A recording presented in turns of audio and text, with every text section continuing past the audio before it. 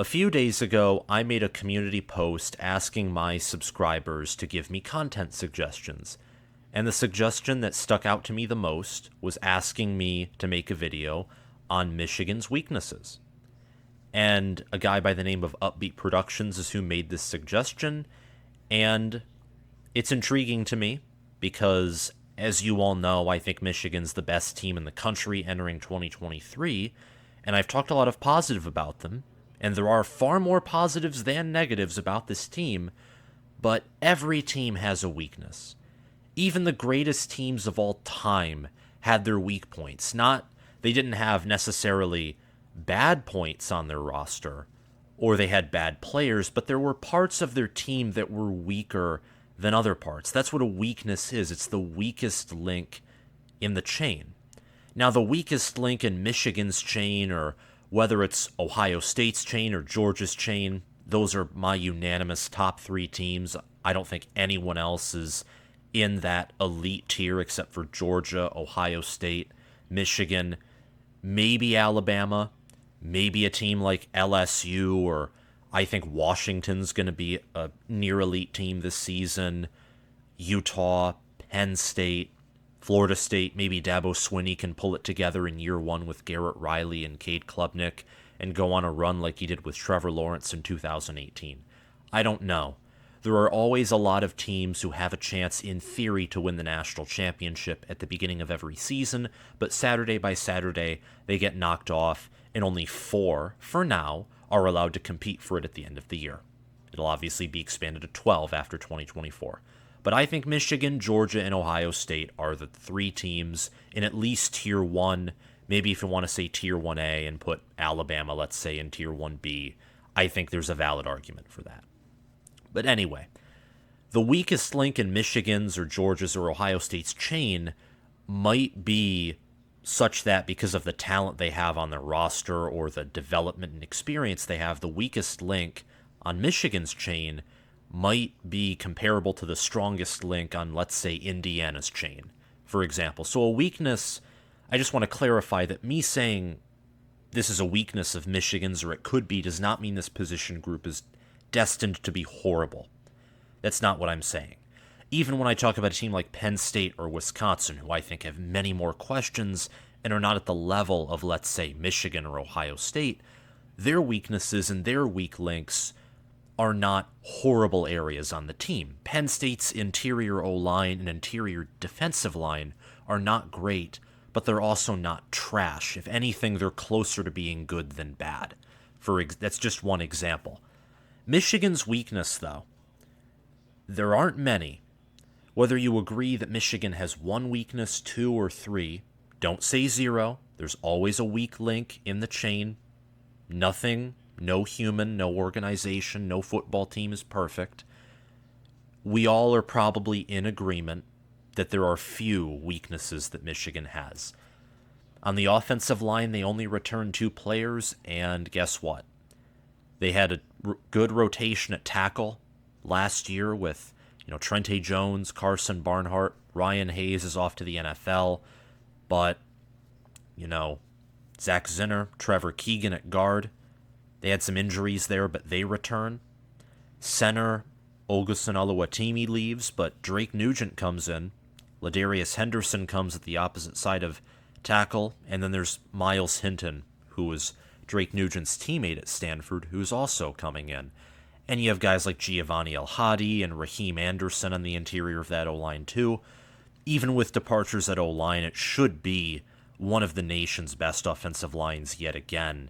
And I actually have a somewhat controversial opinion that this will be the best offensive line. It's going to be even better than last year, partially because I think they'll actually perform at an elite level in the postseason.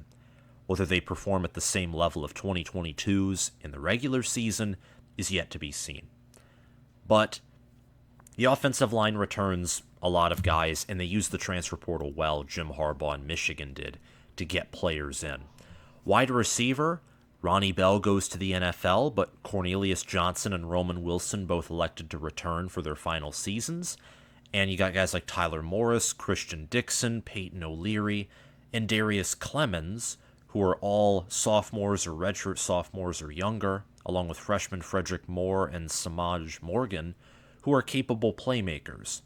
Wide receiver has traditionally been one of the weaknesses of the Jim Harbaugh era, whether it's in overall talent or whether it's in utilizing that talent, aka Donovan Peoples-Jones being turned into a 5th or 6th round pick, and he's doing well in Cleveland, which just shows you that, look, I don't even want to talk about Jim Harbaugh pre-2021. Let's move on.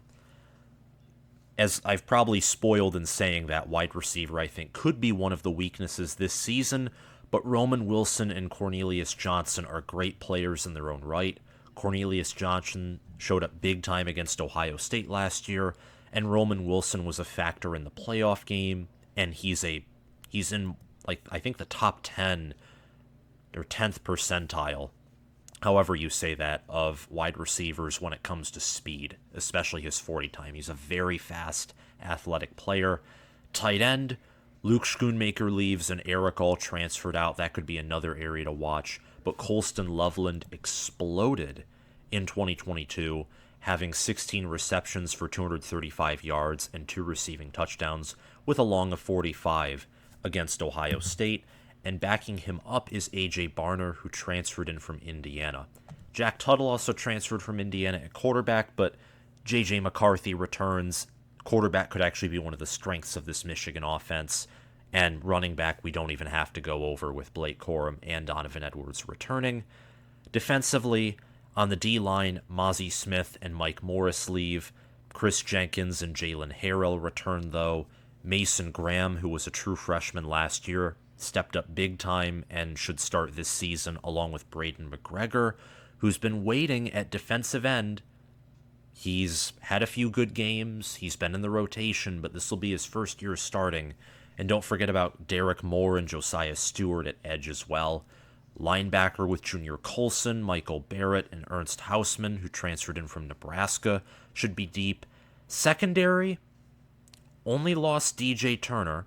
Rod Moore, Makari Page, Will Johnson, Mike Sanderstil, all of these players got playing time last season in a variety of forms. However, the cornerback spot opposite of Will Johnson was an area that was intriguing, to say the least. Jaden McBurrows and Amorian Walker were competing for the starting job. Walker looked bad in the spring game. We then assumed Jaden McBurrows would start, but Josh Wallace, a transfer coming in from UMass, where Don Brown is currently the head coach, ironically enough, he's coming to help Michigan, where he looks to be starting according to ourlads.com. He will be here for 1 year just helping out at that opposite corner spot, which I thought was a great addition. By going over that depth chart, I just wanted to establish that this team is deep everywhere. So again, reinforcing that me talking about Michigan's weaknesses isn't saying that there are areas on this team that are bad. I think that there are areas on this team from the range of, at minimum, good to, at most, elite, potentially generational when it comes to talent. But good, when good matches up against elite, elite will beat it every single time. We saw this against Georgia when Michigan and Georgia played in the Orange Bowl, and Georgia was elite and Michigan was just great, and Georgia stomped them. So what I want to do is go over, really, as you can tell, the wide receiver room, corner, and I would straight up say postseason preparation. I couldn't find enough weaknesses on the roster, so I had to go into the coaching staff and Jim Harbaugh himself. And now that he's beaten Ohio State 2 years in a row, he beat Michigan State last year and has a 500 record against them, which isn't really impressive, but I think a bigger glaring concern is his 1-6 record in postseason games. In bowls, in college football playoff appearances, it's not good. And wide receiver and corner, whether it's wide receiver because of what's happened historically and the fact that Michigan doesn't enjoy utilizing its passing game as well as it could, or corner because that spot that is on the other side of Will Johnson, that's a real concern. Josh Wallace is coming in from what is basically a completely different division of college football. Playing at UMass and against teams similar to UMass is not similar to playing against Big Ten teams and playing with Michigan. So I'm going to go over those. And let's just start off with wide receiver. I would say, what are some areas of concern? We'll get to postseason play and especially focus on that because, let's face it, Georgia was probably an excusable loss. Michigan just was not ready to face that team. Still losing 34-11 I think is acceptable, but I don't see many outcomes where Michigan wins that game. Plays it closer, sure, but wins, no.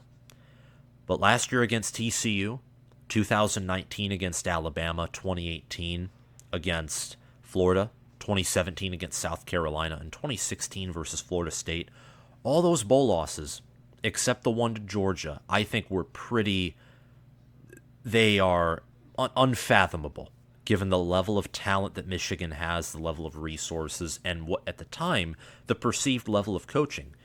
In all of those games, every one of those losses, except for maybe the game against Florida State when Jimbo Fisher was the head coach, Jim Harbaugh would have been perceived as the superior head coach.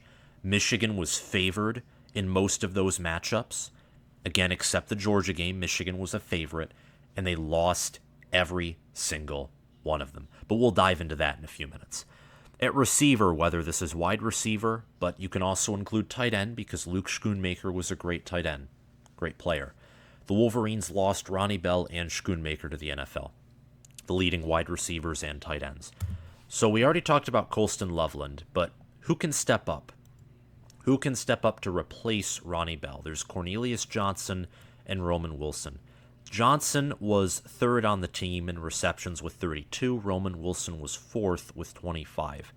Cornelius Johnson had 499 receiving yards and 6 receiving touchdowns last year.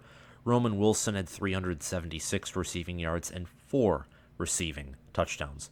By comparison, Ronnie Bell had 62 receptions for 889 receiving yards and 4 receiving touchdowns. So Michigan's probably going to pass just a little bit more this year than last year, just because, in my opinion, it's kind of like a why not thing. McCarthy's going to be better. He's going to be more accurate.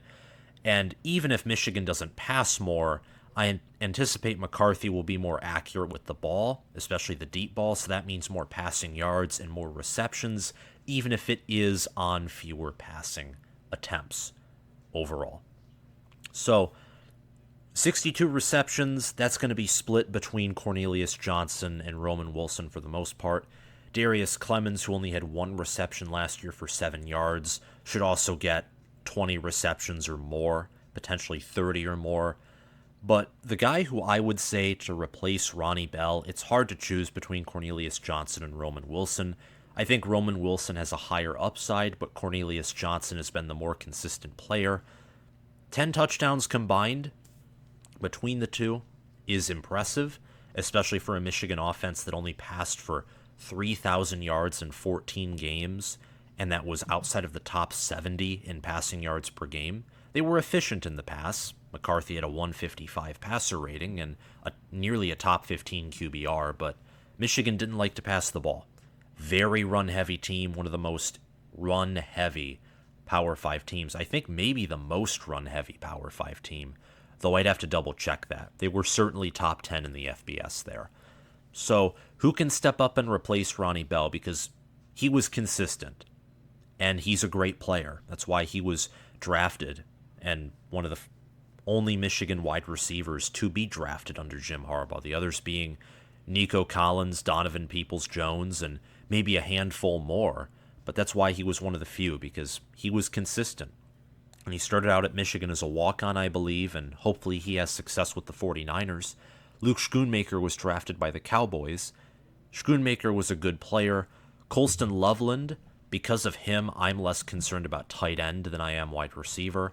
I believe that Michigan will use their tight ends with Loveland and Barner, and I think that Michigan's tight end duo is going to be one of the better tight end duos in the Big Ten, which with Iowa and Minnesota existing, that certainly says a lot. And don't forget about Michigan State or even Ohio State at tight end either, and Penn State, and even Maryland. The Big Ten's going to be very strong at tight end this season, which says a lot about Michigan's tight end room.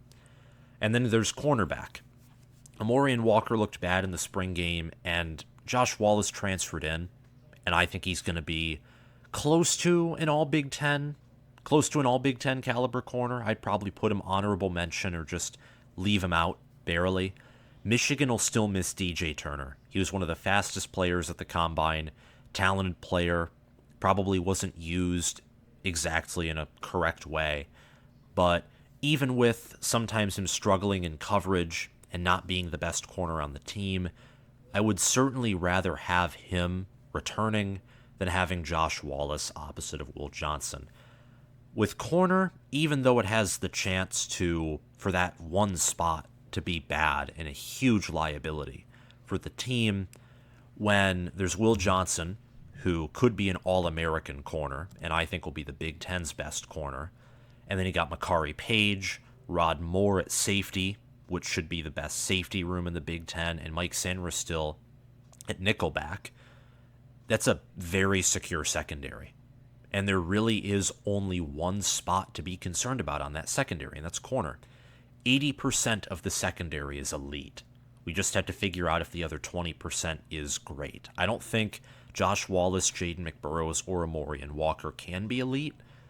Out of all those three, the best chance would be Josh Wallace, but great for 20% and elite for 80%. You round that up, that's an elite secondary room. Might be the best secondary room in the country if Josh Wallace is great. And I think he will be great. And I think Michigan's secondary will be the strength of this team. So the corner spot is crucial in saying that, because depending on how Josh Wallace plays, Michigan will either have the number one secondary in the country, or it will be a secondary where if you have correct matchups, you can, pick apart the defense. I'm leaning, of course, toward the former. I think Michigan will have the number one secondary in college football, but we're talking about weaknesses. We're talking about the potential of Michigan, whether it's the highs or the lows. Let's talk about the thing that racks my nerves the most. Receiver, I'm pretty comfortable with. I'm even more comfortable with cornerback, though I will say cornerback, if it doesn't go well, has the potential to be disastrous, whereas wide receiver, tight end, Michigan likes to rely on their run game anyway. So if the wide receiver room gets worse, well, Michigan's O-line and running back room and quarterback should be better, so that probably won't matter as much as a bad corner spot. Postseason preparation is a whole different animal to talk about. It's scary. What's scary is Jim Harbaugh is a stunning, lots of sarcasm there, 0-6 in bowl games since winning the Citrus Bowl against a Jim McElwain-led Florida team in 2015. It's very disappointing. And in fact, looking at the TCU game last year, it's excruciatingly painful. It's painful.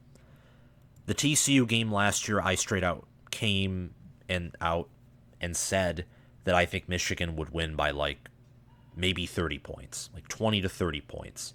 And they should have. And in many different realities, they would have. Michigan played its worst game of the season. I don't care what anyone says against TCU.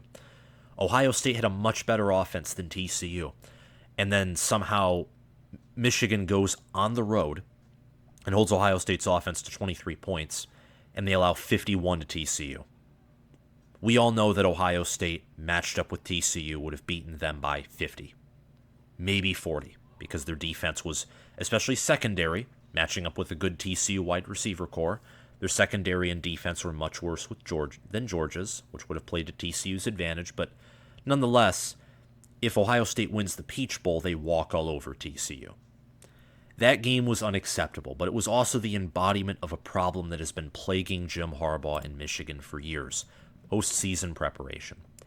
Against TCU, Michigan led in TOP by 5 minutes, led in first downs by 6, had an equal turnover margin, forced 3 turnovers, allowed 3 turnovers, and they outgained TCU by 40 yards.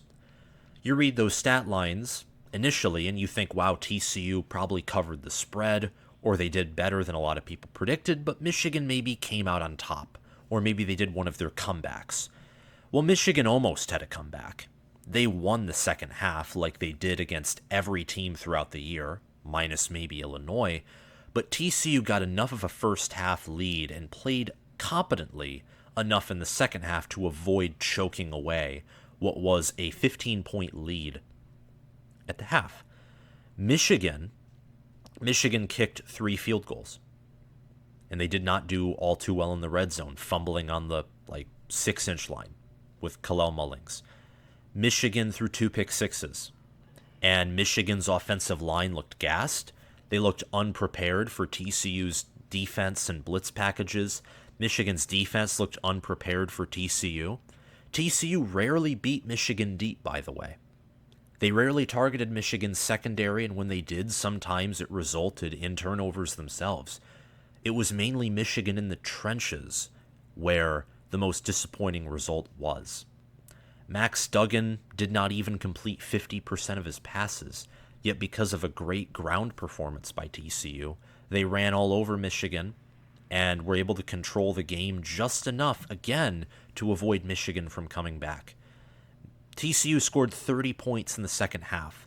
Michigan's offense scored 39 in the second half.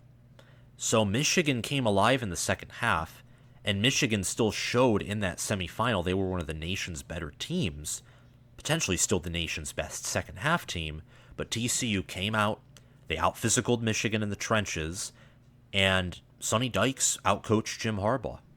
And that's an issue, because if I'm picking my team to win the national championship, what I'm basically telling you is that Michigan's learned its lesson about Ohio State. They've learned their lesson about winning big games outside of Ohio State, beating Penn State last year, beating Penn State on the road in 2021, and winning the Big Ten championship games. And now I think they're going to continue to learn their lessons, continue to improve, and they'll learn their lesson about postseason play.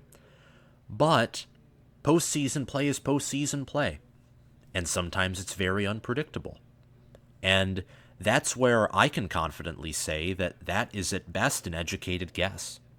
And we won't know until that Saturday comes, whether Saturday or Friday, whenever they play the New Year's Six Bowls. New Year's Day, most likely. Whenever that day comes, that's when we'll know. I can make a prediction, but that's just a prediction. And it's a prediction that holds less weight to it than my predictions about the regular season, because we know when the regular season matchups will be. We know who they will be against. We don't know that for the playoffs yet. Michigan could face Georgia again, which would not be to my liking because Georgia matches up with Michigan well. They could face off against, Texas, USC, which Michigan would beat USC by 30. I could pick that blindfolded, just given the fact that Lincoln Riley's defenses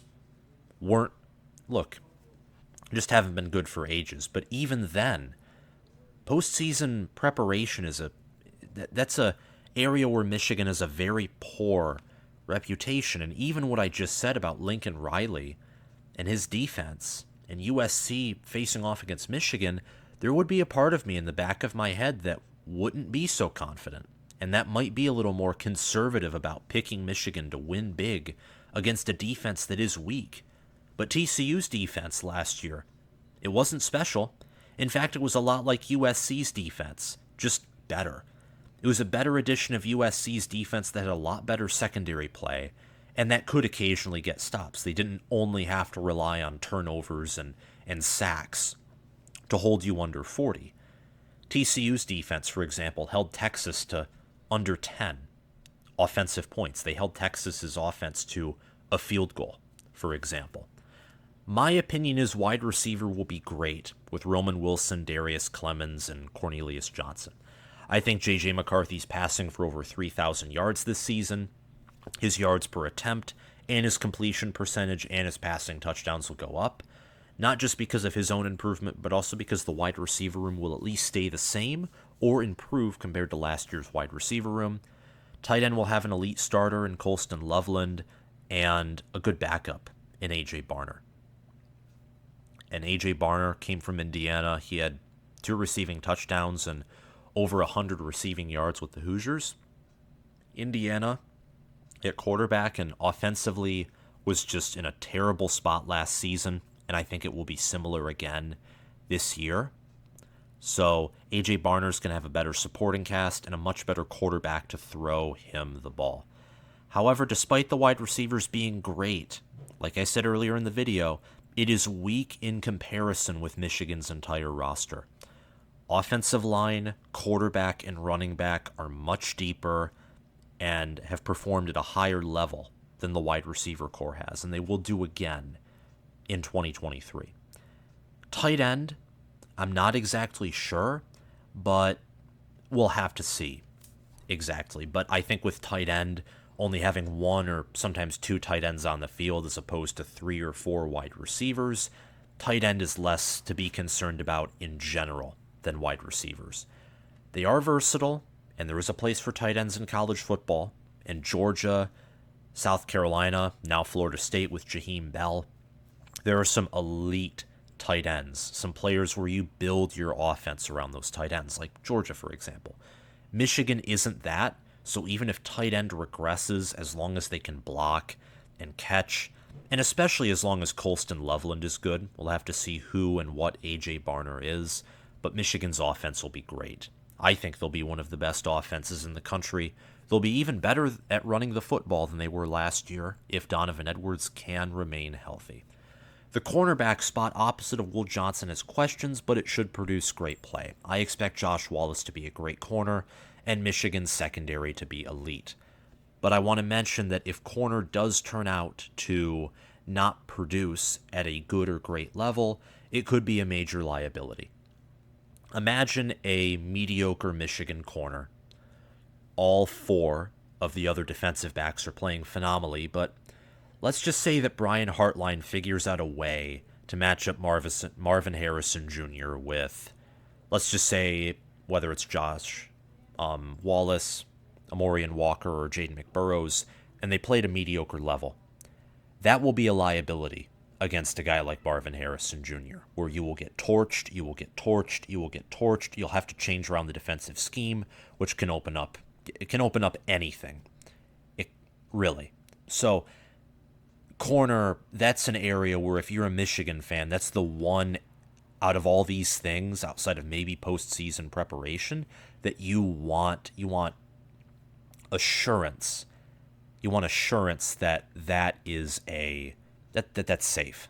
That corner will have great play all around. Not just elite play with Will Johnson, but great on his opposite side.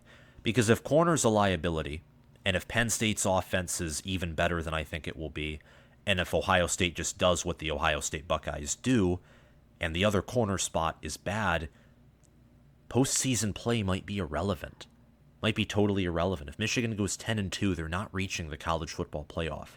Even if they pull into Alabama and both of their losses are by like a point, they're not reaching the college football playoff unless maximum chaos happens with a 10-2 record.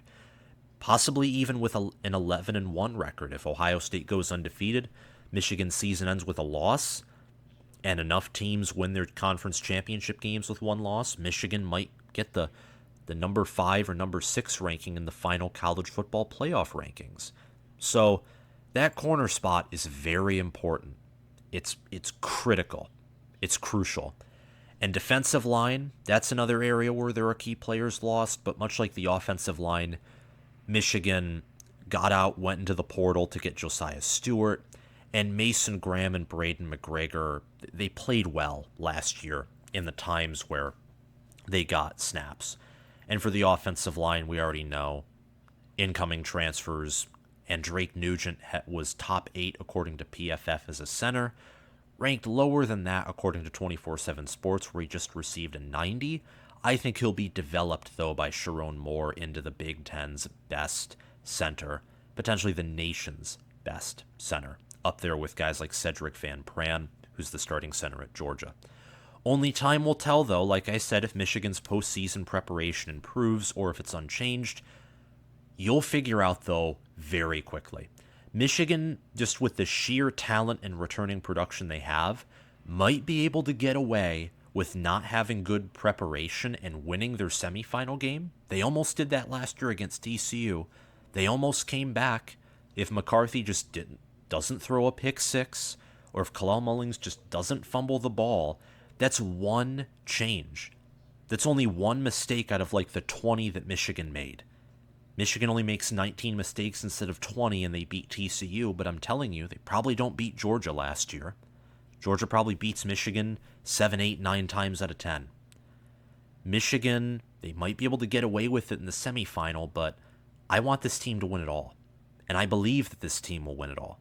If they're going to follow that premise, if they're going to, they have to change their preparation. And supposedly they're working on that with the Beat Georgia drill.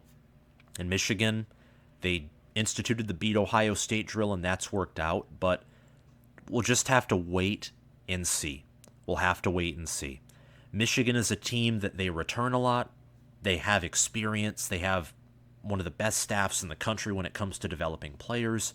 But they also don't have the star talent of Ohio State, Alabama, and Georgia. And if I told you otherwise, I would be biased beyond belief. But I'm not. So I'm here to tell you that Michigan has a lot of strengths, but they do also have some weaknesses. And postseason preparation is an area. Overall talent, their blue chip ratio is weaker than Ohio State, Alabama, Georgia. And the corner spot and wide receiver, that's an area to watch for. Those could be weaknesses. Corner could be a crippling liability against elite teams. That's all I have to say in this video, though. And thank you guys so much for watching this video. And thank you, Upbeat Productions, for recommending this. I had a lot of fun making it. Comment your thoughts down below and tell me if you think Michigan has any other weaknesses that I missed, or if you disagree with my assessment. Make sure to subscribe to the channel, like this video, and comment your thoughts down below, and also hit the notification bell. Thank you guys for watching, and if you're listening on Spotify, make sure to follow the channel. Have a great day.